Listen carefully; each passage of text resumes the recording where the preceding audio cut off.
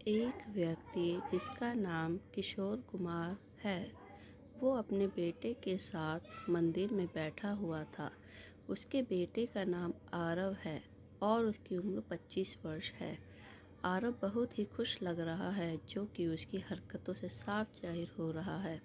उसके सवाल बहुत अजीब से लग रहे हैं, जिनकी तरफ हर किसी का ध्यान जा रहा है, खासतौर पर वहीं पास में बैठे बुजुर्ग दंपति। वो चाहकर भी अपना ध्यान आरव से हटा नहीं पा रहे थे। आरव अपने पिता से कहता है, पापा ये गणेश ऐसे क्यों दिखते हैं, इनकी नाक ऐसी क्यों है। तब पिता बड़े ही शांत मन से खुशी के साथ अपने बेटे को भगवान गणेश की कहानी सुनाते हैं और तब आरव को गणेश के नाक, जिसे सूंड कहते हैं, के बारे में पता चलता है। आरव ऐसे कई सवाल करता है, जैसे आसमान का ये रंग कौन सा है, पंछी का नाम क्या है, नदी का रंग क्या है। ऐसी अनगिनत सवाल जो कि बहुत छोटा बच्चा अपने माता पिता से करता हो। वो दंपति को बहुत आश्चर्य होता है और वो दोनों आपस में बातें करने लगते हैं, जिसे देख आरव के पिता को कुछ महसूस होता है, पर वो कुछ नहीं कहते और मुस्कुराते हुए अपने बेटे के सवालों का बड़े प्यार से जवाब देने लगते हैं।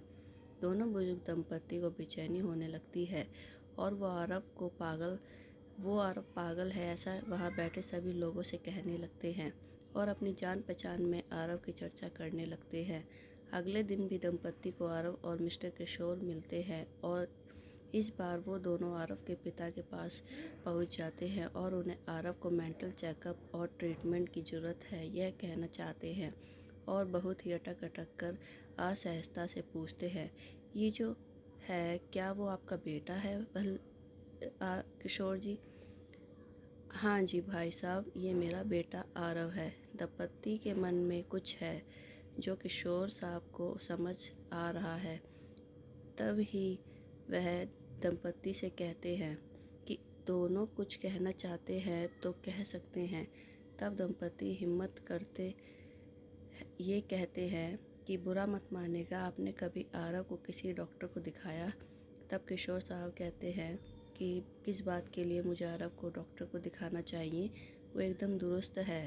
तब दंपति और अचरज में पड़ जाते हैं और संकुचाते हुए कहते हैं, मिस्टर किशोर, आपके बेटे की कद काठी देखकर लगता है कि यह 25 वर्ष का होगा, लेकिन इसकी हरकतों से लगता है कि यह कुछ 3 से 5 वर्ष का है। हम समझ रहे हैं पिता के लिए यह सच स्वीकार करना बहुत मुश्किल है, लेकिन अगर आप इस सच को स्वीकार लें और आप आरव का इलाज करवाएं तो शायद परिस्थिति में बदलाव हो जाए। मिस्टर किशोर को हंसी आ जाती है। यह देख दंपति और अजीब लगने लगता है। तब दंपति के चेहरे का भाव देखकर मिस्टर किशोर उनसे कहते हैं कि भाई साहब, सच यह नहीं जो आप समझ रहे हैं। असल में आरव बचपन से ही देख नहीं सकता था, वो नेत्रहीन था। उसका ऑपरेशन हुआ है और मैं कल उसे सबसे पहले यहाँ लेकर आया। किशोर उनसे कहते हैं, भाई साहब, सच ये यह नहीं है जो आप समझ रहे हैं। असल में आरव बचपन से ही देख नहीं सकता था, वो नेत्रहीन था। उसका ऑपरेशन हुआ है और मैं कल उसे सबसे पहले यहाँ ले आया। ज़िंदगी में पहली बार उसने अपनी आंखों से दुनिया देखी।